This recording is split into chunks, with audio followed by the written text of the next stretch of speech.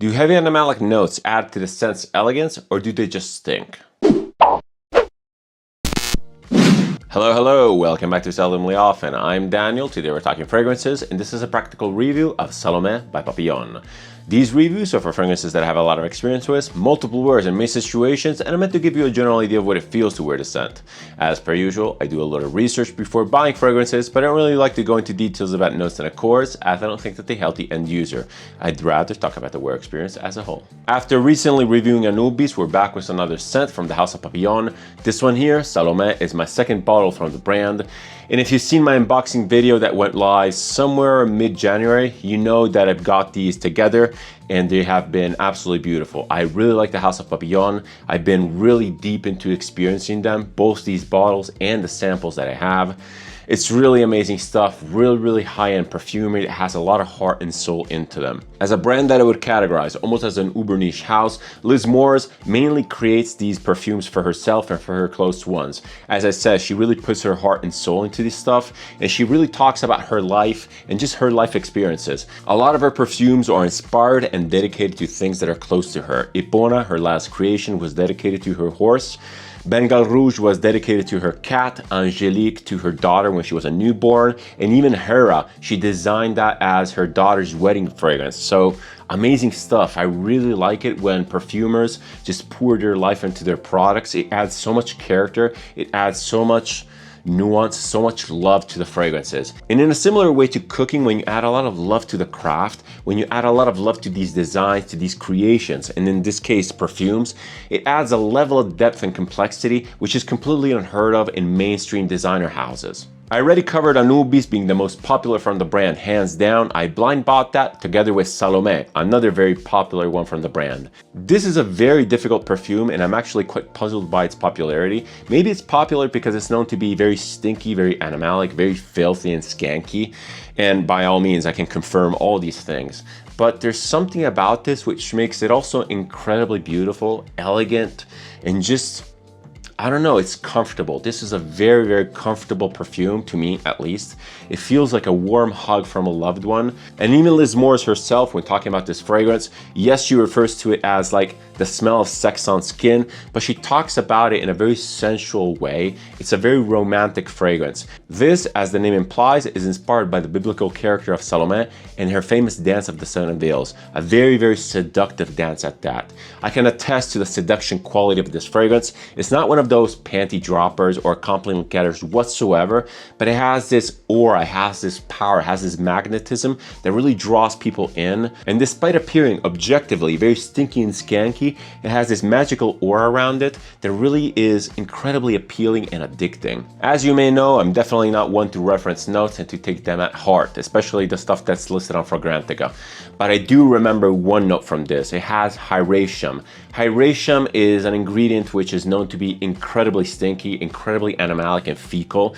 Now, to me, hyraceum doesn't come across as poopy as many people say. A lot of people refer to hyraceum as sewer-like, like sewage-like, and I just don't get it. It's a really interesting ingredient to me just because of where it comes from.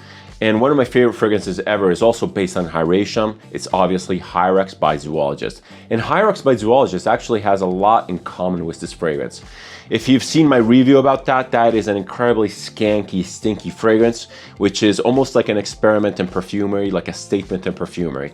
This takes that concept, the concept of Hyrax, and makes it a lot more elegant, a lot more palatable, and a lot more wearable. Again, compared to Hyrax at least, this is still a very strong, very piercing, very edgy type of fragrance. As I mentioned many times already, for example in my review on Nasomatto Saldonaso, the stinky aspect of fragrances seem to be a huge pull marketing-wise. People seem to gravitate towards these edgy fragrances, and they seem to sell a lot. Francesca Bianchi, for example, has made a whole fragrance brand around the stinky, skanky nature of her scents.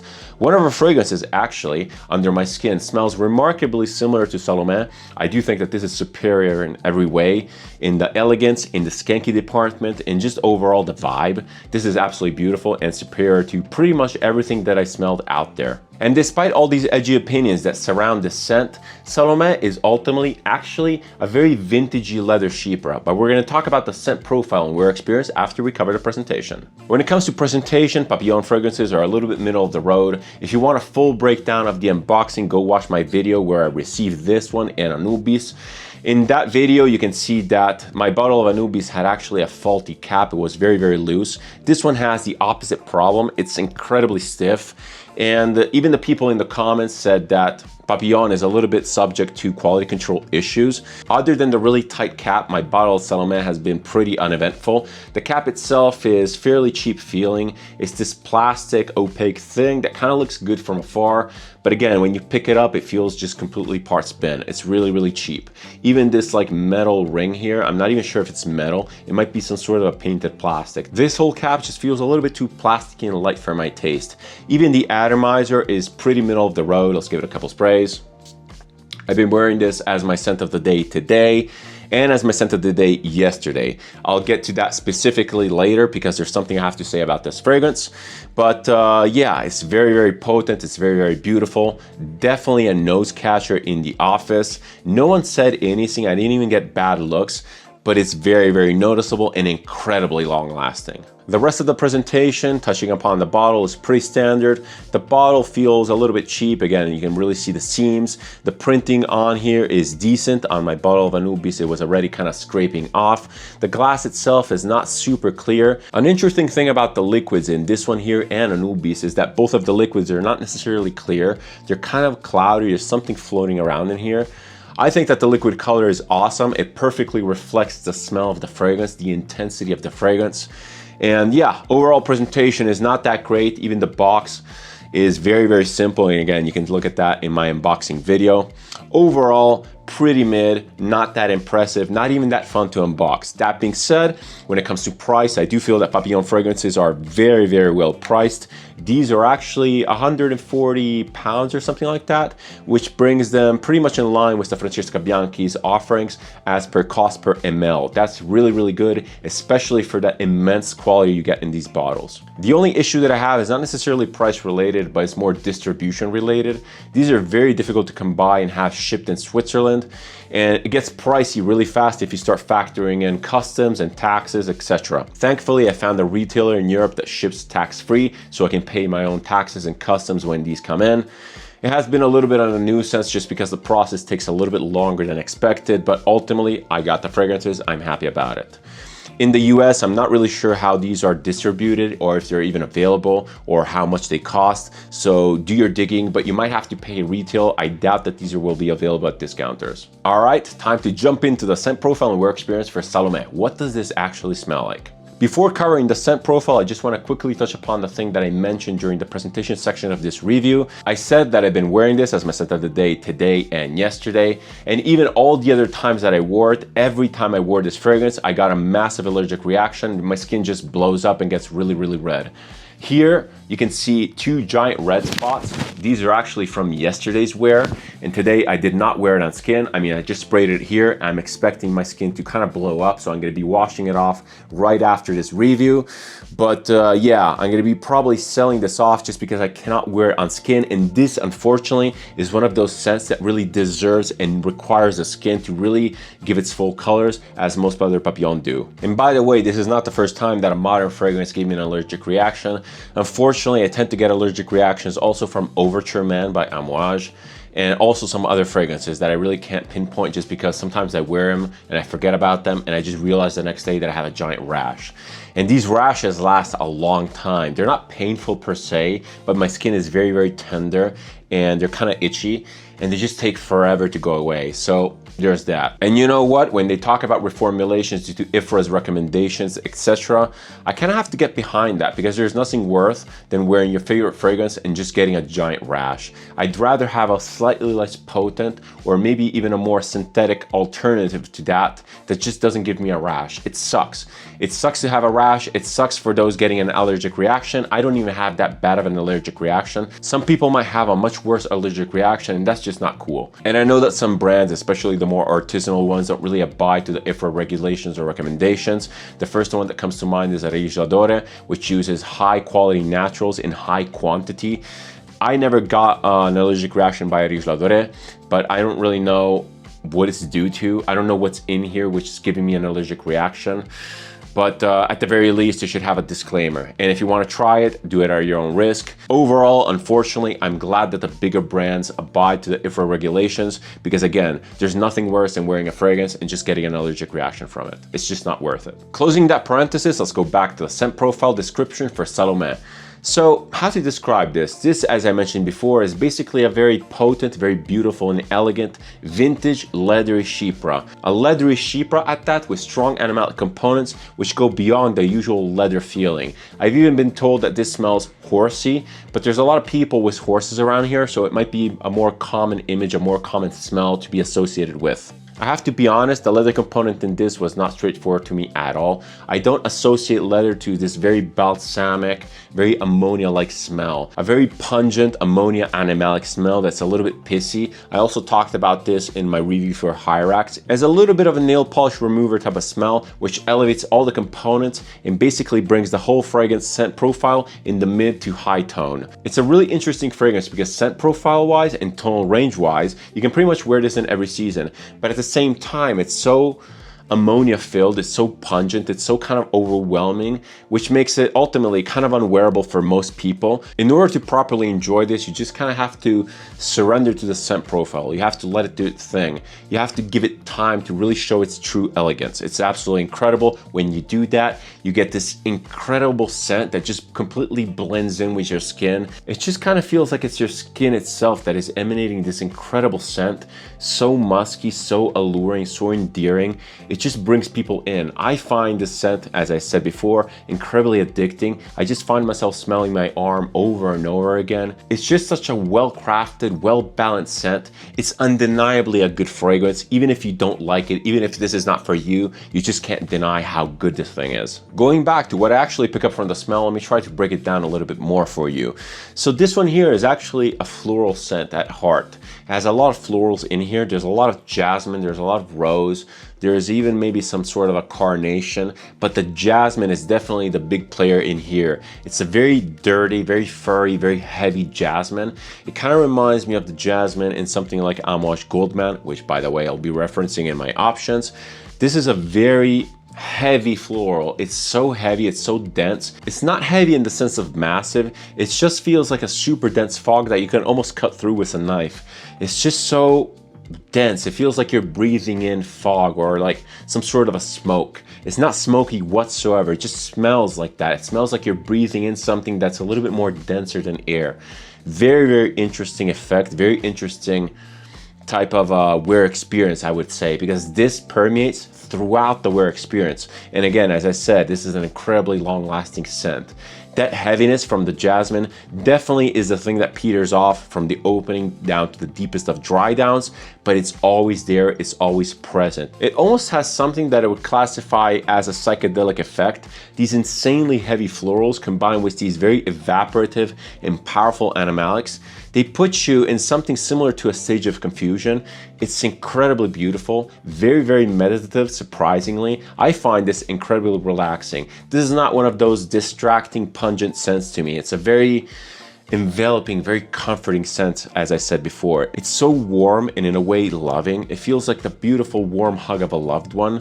And yes, it's a little bit skanky and it's a little bit sexual, but nothing too out there. It feels like the warm breath of someone that you love, that you're close to, like on your neck, like on your ear, like around your face. And it's not like bad breath or anything like that. It just feels like someone is close to you. It feels like human contact. This actually smells like human contact. That's it. It's a perfect representation of the smell, in my opinion. When it comes to scent profile evolution throughout the wear, I would say that this fragrance is pretty linear and pretty predictable. Predictable might not be the right term just because of how jarring and weird it is, especially if you're not used to it or expecting it. But once you put it on, it doesn't really change much top to bottom. It's insanely long lasting, as I said, and I will repeat even later. And the scent profile just basically mellows out in a very predictable, very beautiful way. I feel that the wear experience as a whole is insanely well tailored. It's never super shouty. Well, it's very, very potent when you put it on, but it's never shouty, and it remains this kind of like lingering trail of scent that you have around you. It's absolutely gorgeous. I personally find it very, very detectable, even in the deepest of dry down. Even the next morning, this is very, very potent, easy to detect on skin. Actually, I feel that the more the scent profile dries down, the better it smells. It tends to get more and more natural, almost to a degree where, again, it feels like your skin is emanating this smell. It feels like it's part of you. Absolutely gorgeous stuff. And despite me getting an allergic reaction, I really do feel that in order to fully enjoy this, you have to wear it on skin, because on clothes, it feels a little bit empty. It never really goes away from that nail polish remover type of smell. It never really warms up. It never really blends in with your skin chemistry. And that's an absolute shame, because this scent is all about that skin chemistry and that sexual appeal. Time to talk about practicalities, starting off from general performance. As I said, the longevity of Salome is absolutely phenomenal. I get 12 plus hours of wear on my skin at least. I can easily smell it even in the deepest of dry down. For whatever reason, this smell, this scent profile really stands out. The projection upon initial spray is massive. It's not room filling, but it leaves this incredible lingering trail around you. You always have this sillage bubble around you. I can smell this scent all the way down to the dry down. And again, the projection curve is absolutely perfectly tailored. It fades off in such a natural way with no sudden drops.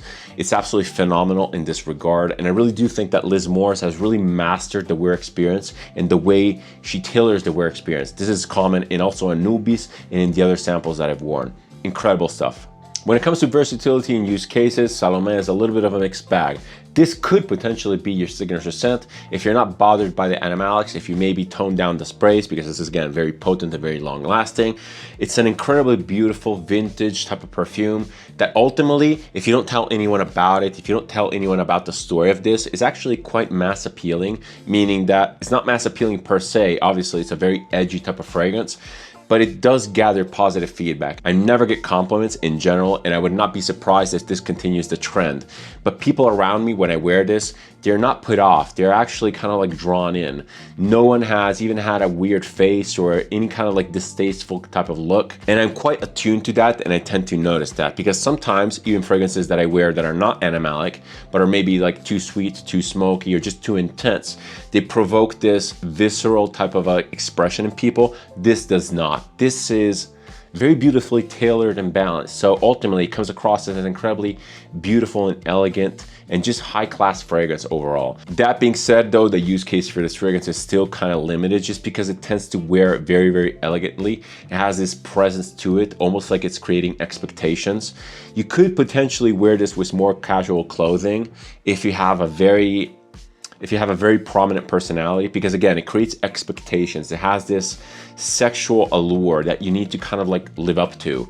And if you can do that, this could again be your signature scent. Really, really amazing stuff. As far as day to night, I would say it goes both ways, no problem. All season wear, no problem. In the heat, it would probably bloom a little bit too much for my taste, but maybe if you tone down the sprays, it would be okay. I think that the main takeaway for this is that if you decide to wear this often, you will not necessarily come across as a person wearing perfume. Yes, it's obviously like perfume and it smells good and it smells high quality, but you will not come across as someone who is wearing something like an accessory on your skin, like maybe like a gourmand fragrance or even like a blue fragrance. This smells very natural. It smells very skin chemistry-like. It's like you, but better. It's like one of those fragrances like that. And I think it just comes across as an enhancement of one's personality rather than a clearly defined accessory like most other fragrances do. When it comes to demographics, I can easily say that this is completely unisex. The very skin nature of this fragrance means that it really blends in with your skin, and it will probably take on a little bit of a different flavor according to who you are. It will probably smell different on men or women, and it just like really enhances, again, your personality and your presence. As far as age goes, I do feel that this is a little bit more mature leaning, not mature as an age, but more mature as an experience. You definitely have to be a little bit more put together, confident and comfortable with who you are. If you were to be insecure while wearing this, you might come across as a little bit like nervously sweating, because again, it has that very human type of smell, and it really enhances your personality and what you're trying to convey outside to the world. When it comes to imagery and narration, Papillon fragrances are actually really good. In the case of Anubis, for example,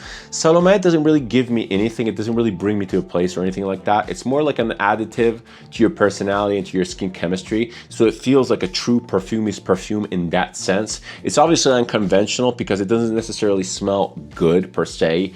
And it's just kind of like something that needs to be blended in with your persona, skin chemistry, and all that stuff. But yeah, as far as the imagery goes, I'm not getting that much, and I'm actually glad for this because it kind of just blends into the background, giving you this aura. If it were to be very narrative, it might be a little bit too distracting in the long run, because this again is incredibly long lasting. All right, we're at the section of the video where I give you some options for my reviewed fragrance. In the case of Salome, it's hard not to lean into the animalic aspect of the fragrance, so I decided to showcase 3 animalic fragrances which are not similar because it's very, very difficult to replicate exactly that feeling, but they all feature a strong animalic component that adds to the personality of the fragrance, and it's actually core to the nature of the fragrance itself. The first one that I want to showcase is Antaeus by Chanel. This is actually a modern batch of the fragrance, and I have no idea what the vintages smell like, but I absolutely love this.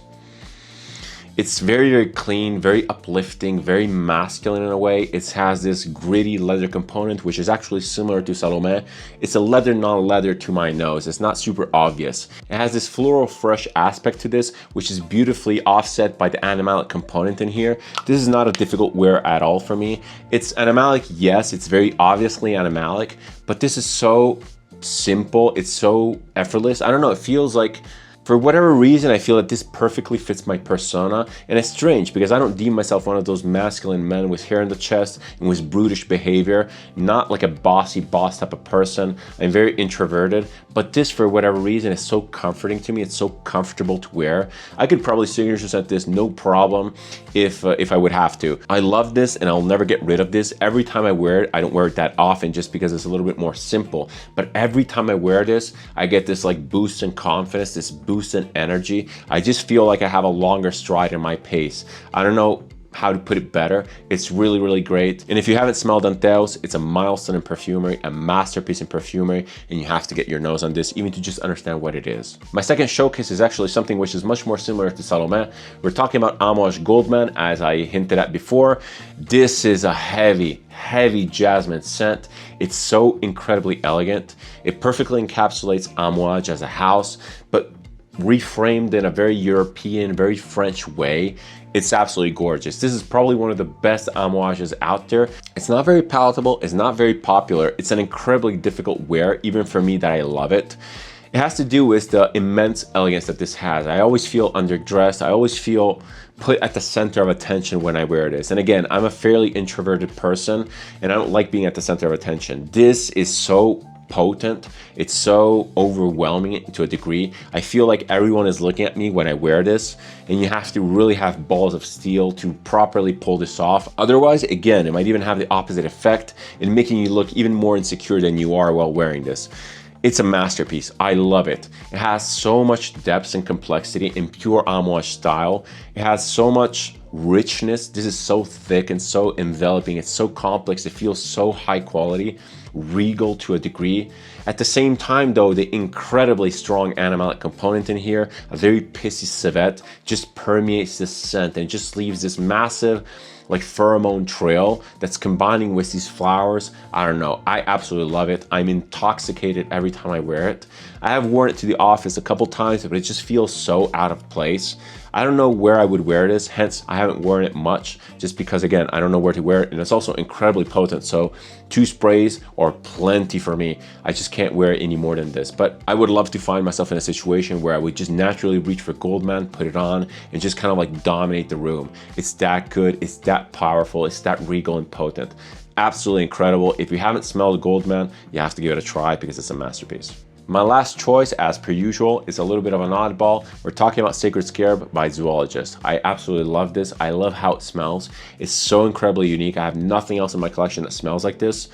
I know it might sound weird, but this smells a little bit like insect repellent. It smells like one of those spirals that you burn and it just kind of repels the mosquitoes, but not in a bad way. It's just so potent, it's so pungent. And I think it has to do with the fact that it mixes very soapy aldehydes with this pissy civet in here or something else. It's just really intriguing and enthralling. Every time I wear this, I can't stop smelling my arm or wherever I sprayed this. It's so unique. It's just so mesmerizing. Unfortunately, the longevity on this is not that great. It doesn't last hours and hours and hours, but it has a massive transition. It's just such a good storyteller. It has also aspects of like ancient Egypt. Maybe again, I'm biased by the marketing or by the image, but it has very ancient type of a way it's designed. This is ultimately a traditional style Chypre fragrance with very modern components. It has this lotus flower, which is incredibly prominent and very, very obvious. I don't know, I just really like this. I really have to give it a lot more wears because I haven't worn it much, but every time I do, I'm just completely floored by the beauty and the complexity of this. You can really tell that all the creativity of Zoologist was funneled into making this very experimental perfume. This was actually perfumed by Sultan Pasha, a perfumer which is very much accustomed with strange raw ingredients and strange raw materials, which is very accustomed with Atars, has their own line. Really interesting stuff. I love Zoologist, as you know. It's one of my favorite brands ever. I collect the fragrances basically. I love the images, I love the vibes, I just love everything about the brand and I always support them. Sacred Scarab, in my opinion, is one of the more unique Zoologists out there and I really recommend sampling it. But back to Salome with my final recommendations and overview. Overall, this fragrance is absolutely amazing. It feels high quality, it feels well put together, it's so incredibly balanced. It's just like objectively a good fragrance.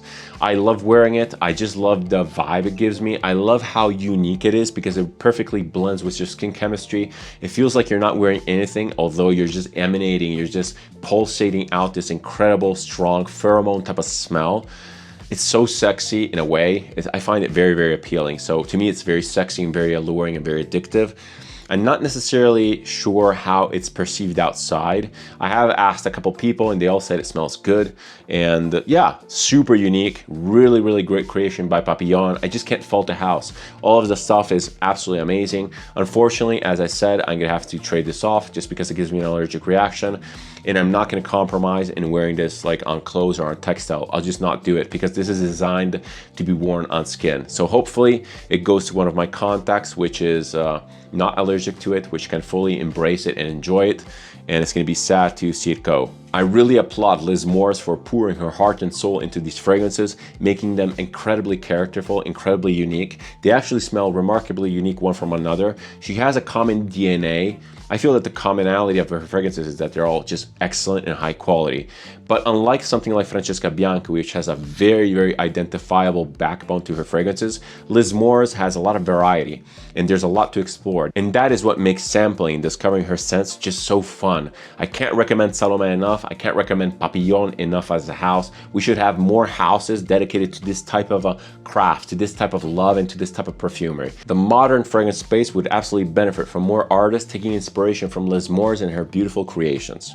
If you like this type of content, if you like my approach to video, feel free to subscribe. It's always massively appreciated and it helps the channel. If you want to interact with me, leave a comment, suggestion, opinion, or anything else down below. I always reply and I always keep the conversation open. Thank you so much for watching. Thank you so much for your time. It's never taken for granted.